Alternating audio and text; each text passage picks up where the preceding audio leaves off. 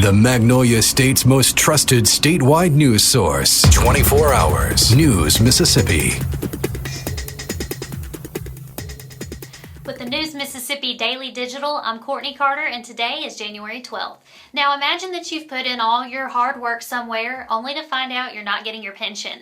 Well, that has been the topic of discussion for the Singing River Hospital retirees for some time now, and the battle goes on. However, this morning, the Board of Supervisors stepped in and asked the entire Board of Trustees to resign. Now, there have been some investigation as to whether the residency was correct or if these people were doing what they were supposed to be doing, but they weren't trusted anymore with the pension plan and what's been going on with that, so they've asked them all to step down, hopefully to restore faith in the hospital system.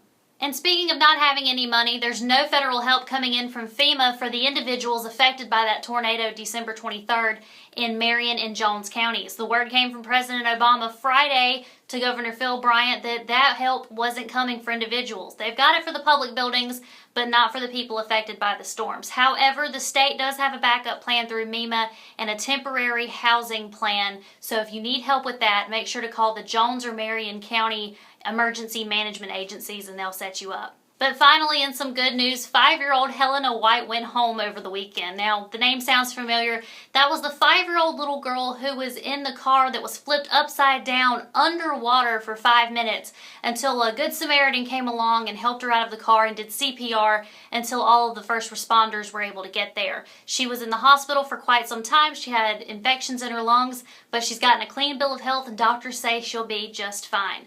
And if you're traveling to the coast anytime soon, you could be staying in one of the top 10 best new hotels of 2015. Find out where and how at newsms.fm. For the News Mississippi Daily Digital, I'm Courtney Carter.